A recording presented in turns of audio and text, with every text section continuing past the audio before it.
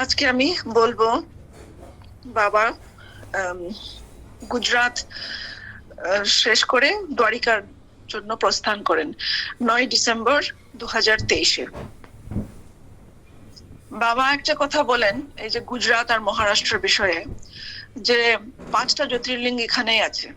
কেন? কারণ শিব এখানকার ভক্তদের সাথে খুবই প্রসন্ন, মহাদেব খুব খুশি এখানের ভক্তের সাথে, সেই জন্য 5টা জ্যোতির্লিঙ্গ এখানে দিয়ে দিয়েছেন। আচ্ছা, এবারে আদিপুর থেকে দ্বারিকা ভ্রমণ। দ্বারিকাতে পৌঁছার পরে বাবা সংকল্প করলেন যে যত গৌমাতা আছে ওদেরকে বাবা বিশেষভাবে সেবা দেবেন। এই সেবাটা অকল্পনীয়, কখনো শুনিনি, কখনো এই ধরনের কল্পনা করতেও পারিনি, কিন্তু নিজের চোখে দেখা একটা বিশাল লীলা। এই লীলাটা হলো 11 ডিসেম্বরে। তার আগে 10 ডিসেম্বরে বাবা গেলেন, নাগেশ্বর জ্যোতির্লিঙ্গ দর্শন করলেন, গোপী তপন দর্শন করলেন, আর ভেট দ্বারিকা। ভেট দ্বারিকাতে আমরা সবাই অন্ন ভোগ গ্রহণ করলাম। সব প্রচুর ভক্ত গেছিলেন। একটা ফেরির মতন, জাহাজের মিনি জাহাজের মতন, সেটা ভাড়া করে নিয়ে গেলেন। বাবা বসা ছিলেন, আর বাবাকে চারিদিকে ঘেরিয়ে ভক্তরা বসা, সেটাও একটা দিব্য একটা মানে পরিবেশ, একটা দিব্য এক্সপিরিয়েন্স। সবাই ভক্তরা কীর্তন করতে করতে বাবার সাথে ভেট দ্বারিকা যাচ্ছেন। তারপর নেমে বাবা নিজেই গেলেন। বাবা সেবা গ্রহণ করেননি প্রথমে, সব ভক্তদেরকে আগে সেবা করিয়েছে, সবাই লাইন ধরে টিকিট নিয়ে এরকম সেবা নিয়েছেন। তারপর সব সেবা নেওয়ার পরে তারপর বাবা সেবা প্রসাদ গ্রহণ করলেন।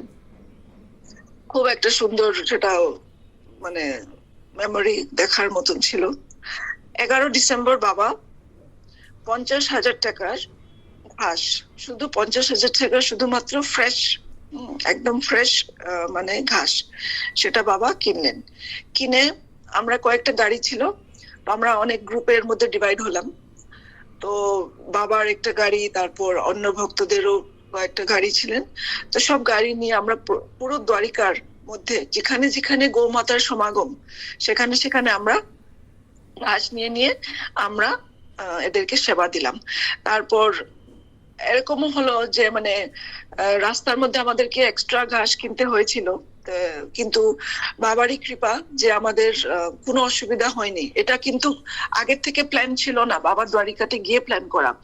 সেজন্য এত অল্প সময়ের মধ্যে এত বেশি সামগ্রী পাওয়া মানে খুবই কঠিন কাজ। কিন্তু পুরো দ্বারিকা মানে সেদিন মানে একটা দিব্য একটা পরিবেশ, এরকম লাগছিল সাক্ষাৎ মানে মহাদেব এসছেন।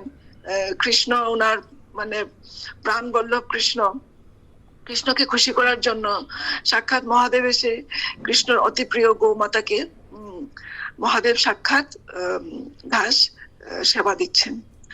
আর 100 কিলো কলা, ঘাসের সঙ্গে 100 কিলো কলা, এটা এক্সট্রা দক্ষিণা দিয়ে বাবা সবাইকে, সব গৌমাতাকে এটা সেবা দিলেন। তারপরে সেবা দেওয়ার পরে আমরা মানে আফটারনুনে মানে দুপুর বেলার সময় আমরা গোমতী সরোবরে গোবর নিয়ে চান করতে গেলাম।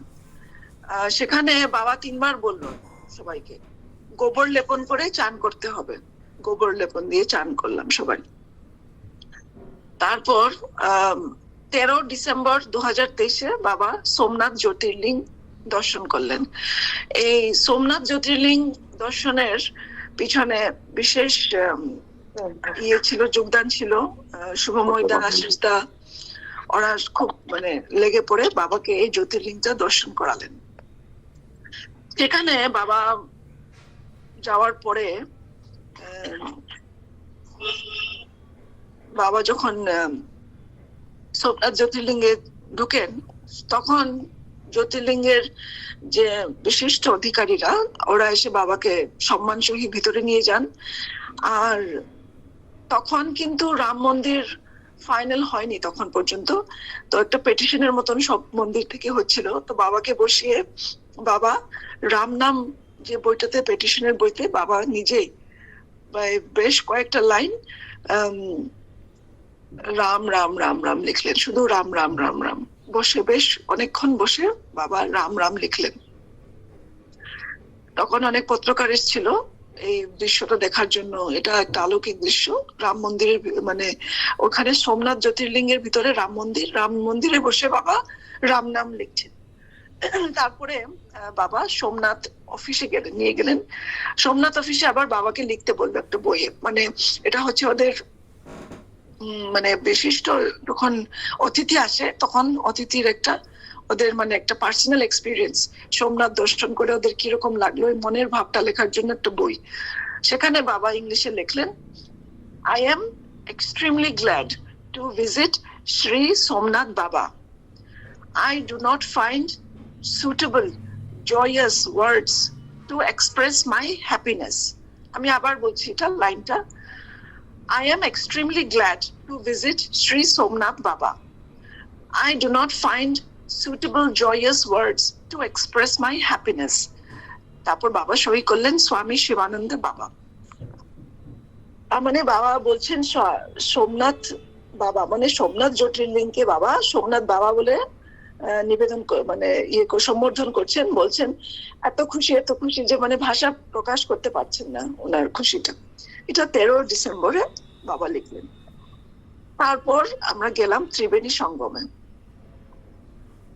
আচ্ছা, 14 ডিসেম্বরে বাবা সোমনাথ থেকে আহমেদাবাদের জন্য প্রস্থান করলেন।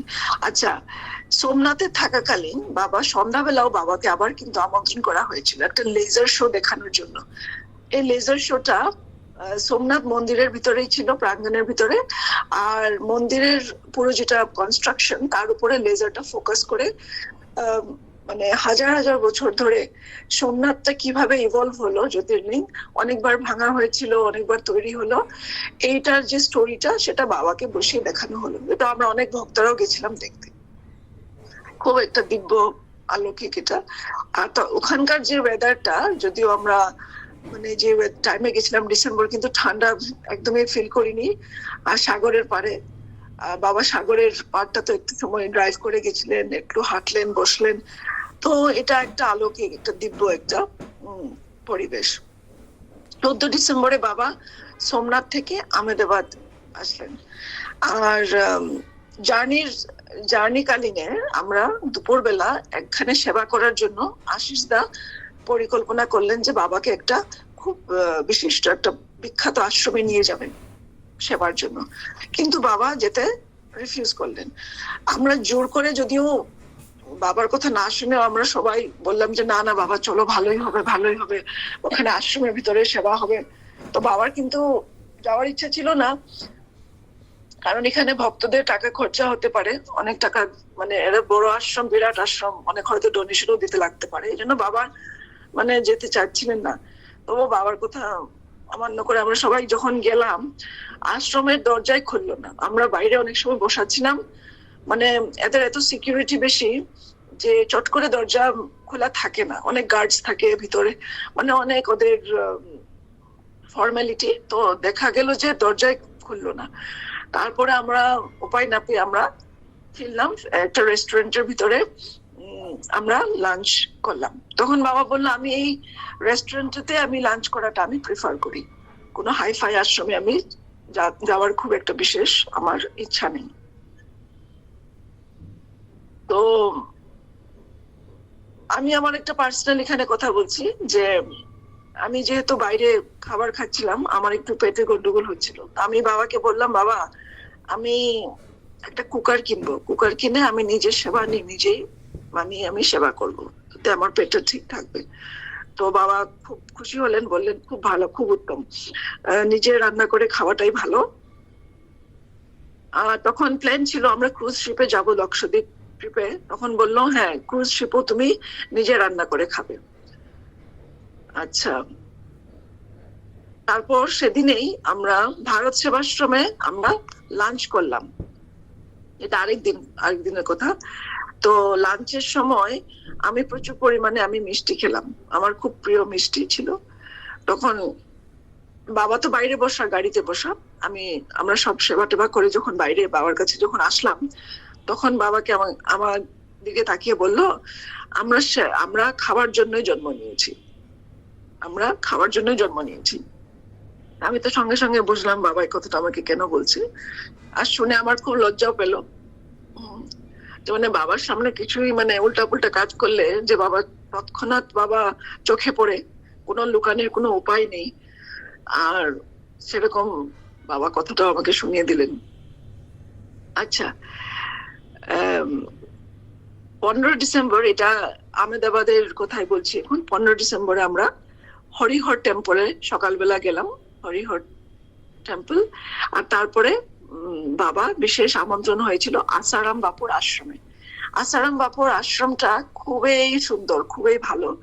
আর ওখানের যারা আশ্রমের এখন নিবাসী এত ভক্ত, ওরা বিশেষ প্রোগ্রাম আয়োজন করেছিল। পুরো স্টেজ বসানো হয়েছিল বাবাকে নিয়ে, ওরা সম্বর্ধনা করলো স্টেজের মধ্যে বাবাকে কথা বলানোর জন্য। আর ওদের পুরো অডিটোরিয়াম, যে মানে ওপেন অডিটোরিয়াম ছিল, অনেক প্রায় 500-600 জন ভক্ত শুধু এসেছিলেন বাবাকে দর্শন করার জন্য। তখন বাবা বললেন একটা কথা, যে আসারাম বাপু অনেক উচ্চ স্তরের মহাত্মা, উনার মানে তাড়াতাড়ি যাতে উনি রেহাই পান সেই জন্য বাবা প্রার্থনা করবেন। আর এই যে উৎসবটা হলো 15 ডিসেম্বরে, তার কিন্তু বেশি দিন না, 6 মাসের মানে মধ্যে কিন্তু আসারাম বাপুকে রিলিজ করা হয়েছিল।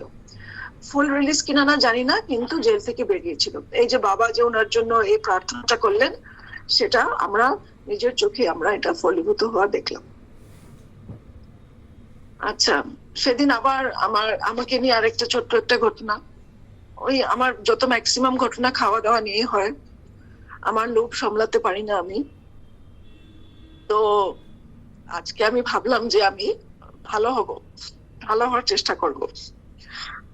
তো সবজি খেলাম না আমি ভাবলাম যে সবজির মধ্যে তেল থাকবে, তো আমি সবজি খেলাম না। তখন বাবা নিজের থাল থেকে আমাকে একটা সিদ্ধ পেঁপে আর সিদ্ধ আলু দিল।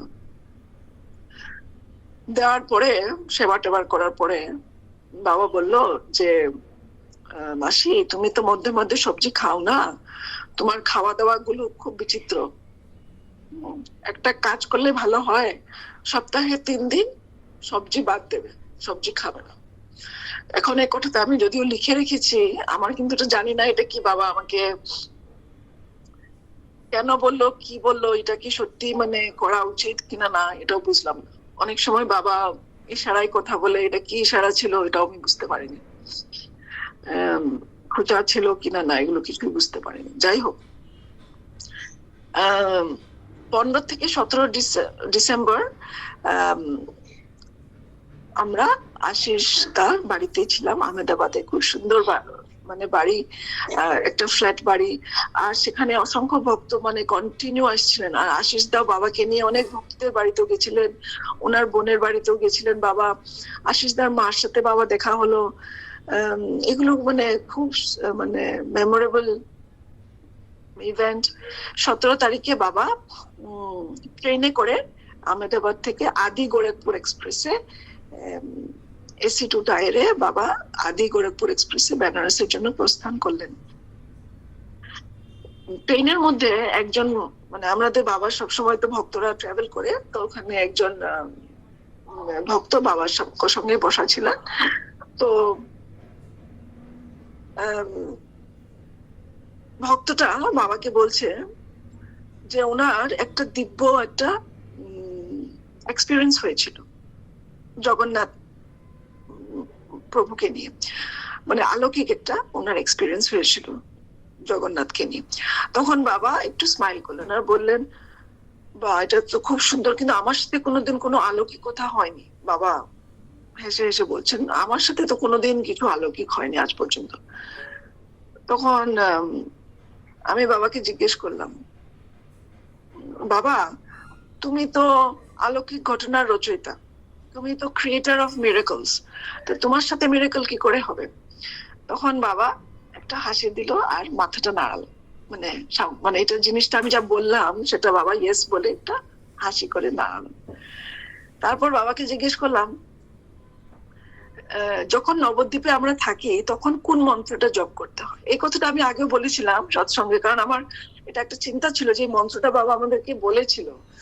কিন্তু আমার একদম মাথা থেকে গুলিয়ে গেছে। আমি কি, কোন মন্ত্রটা বলেছিল, কি মানে নবদ্বীপে থাকাকালীন কি করতে হয়, এটা আমার খুব মানে আমার আফসোস ছিল যে মন্ত্রটা কেন লিখে রাখিনি, বা যেন বাবাকে আমি বারবার অ্যাপ্রোচ করছি যে কি মন্ত্র ছিল বাবা, তুমি বলো না, কি মনে আছে কিনা। না, তখন বাবা বললো তুমি চিন্তা করবে না, আমি তোমাকে গৌড় মন্ত্র দেবো।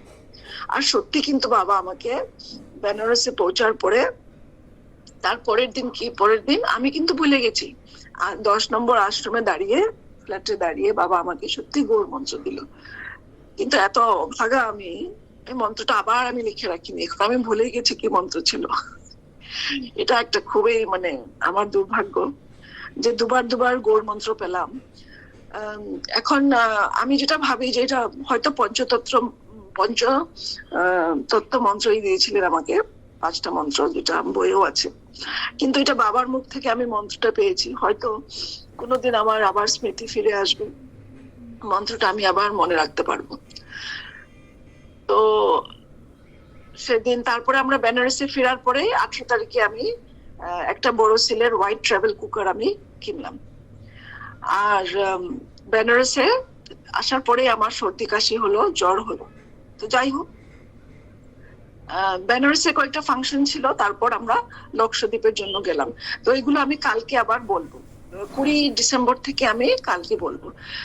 অশেষ আমার ভুল ত্রুটি হচ্ছে, আপনারা ক্ষমা করে দেবেন। ওম বাঞ্ছা কল্পতরুভ্যশ্চ কৃপা সিন্ধু প্রয়োগেচ পতিতানাং পাবনেভ্যো